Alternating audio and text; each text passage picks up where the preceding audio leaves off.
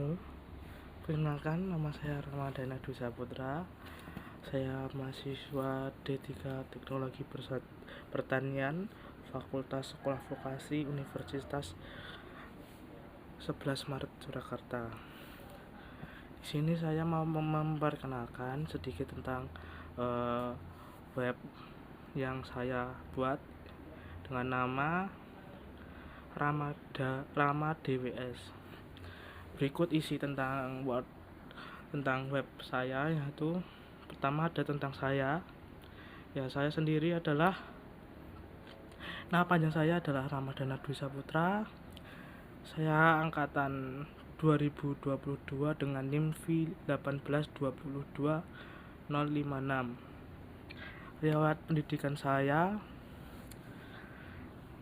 berasal dari SDN 02 Deringan, dan SMP saya SMP 3 Karanganyar, dan SMA saya SMA Negeri 2 Karanganyar.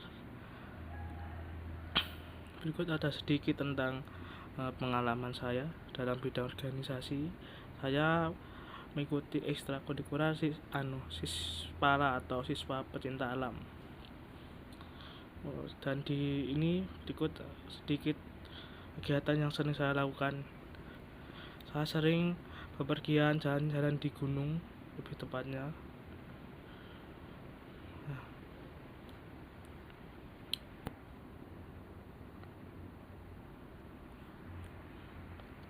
Berikut portofolio karya saya. Ini foto-foto yang saya ambil menggunakan HP saya sendiri. Ya, hobi saya itu fotografi. Walaupun saya menggunakan HP, saya sering berfoto dan hasilnya lumayan buat saya. Oh ya, berikut. Ya, tadi saya membuat WordPress-nya menggunakan ini aplikasi apa ini? Webshot App. Ya, di sini banyak sekali fitur-fiturnya. Salah satunya untuk membuat post, kalian tinggal klik add news. Nah, di sini apabila kita mau menambahkan artikel tulisan yang ingin dibuat, tinggal tulis sini ya, tinggal tulis apa yang ingin kalian inginkan. Terus ini tanda tambah ini merupakan tambahan atau salinan untuk menambahkan foto, paragraf atau semacam lainnya. Terus apabila sudah selesai, tinggal publikasi.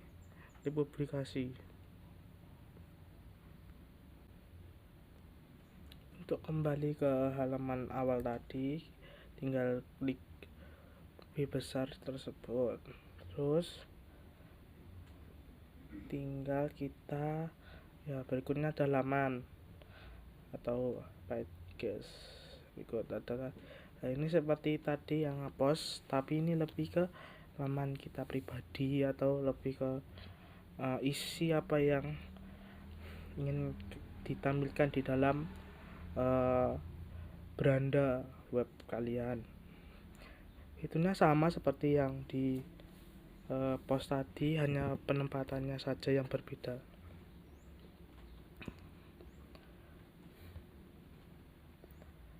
Berikut sedikit tambahan untuk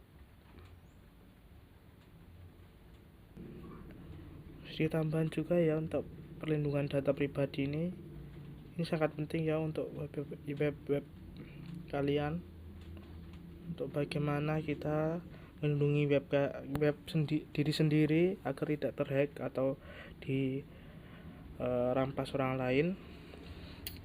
Sedikit presentasi ya. Data pribadi dibagi menjadi dua, yaitu pribadi yang bersifat umum dan pribadi yang bersifat spesifik. Data pribadi yang bersifat umum meliputi nama lengkap, jenis kelamin, kewarganegaraan, agama, dan alamat tempat tinggal, dan lain-lain. Untuk pribadi yang bersifat spesifik meliputi data kesehatan, data biometrik, data genetik, dan pandangan politik, dan lain-lain. Untuk menjaga keamanan pribadi, Satu, mengatur perangkat lunak terutama password. Ya, untuk password ini kalau bisa menggunakan kode-kode yang cukup rumit dan mudah dihafal agar tidak mudah untuk diplagiat.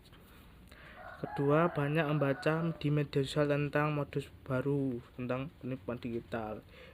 Untuk nomor 2 ini, di media sosial sudah banyak bagaimana cara dan penanganannya. Untuk ketiga, memisahkan email untuk pekerjaan dan transaksi.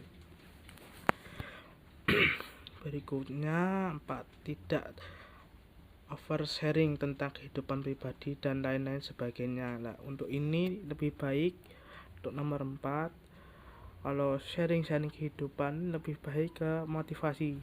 Untuk permasalahan pribadi sebaiknya jangan ya.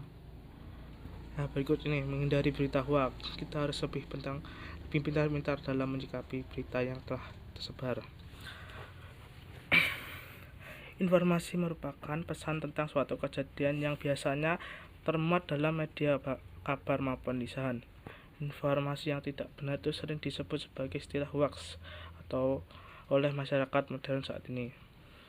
Adanya berita hoax ini dapat menimbulkan berbagai dampak seperti masalah di bidang politik, ekonomi, sosial, keamanan, dan yang lebih luas lagi dapat mengancam keutuhan suatu negara. Adanya berita hoax ini tidak hanya dialami oleh Indonesia saja, melainkan seluruh dunia. Berikut cara menghindari berita hoax. Pertama, kita harus melihat sumber pengirim pesan. Selain itu, cari informasi yang relevan dan terpercaya. Contohnya untuk informasi yang relevan seperti Kompas TV, Solo Post, dan lain-lain. 2. Hindari komentar terhadap suatu informasi yang belum jelas kebenarannya dan hindari share informasi yang belum jelas kebenarannya.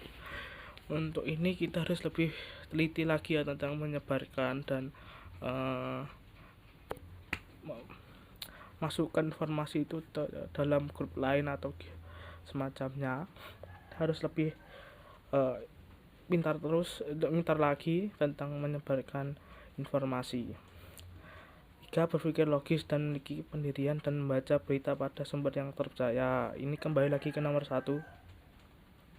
4. Jangan mudah percaya dengan suatu hal yang tanpa melihat fakta. Selesai. Berikut sekian, terima kasih tentang presentasi saya tentang WordPress. Kurang lebihnya mohon maaf. Dadah, terima kasih.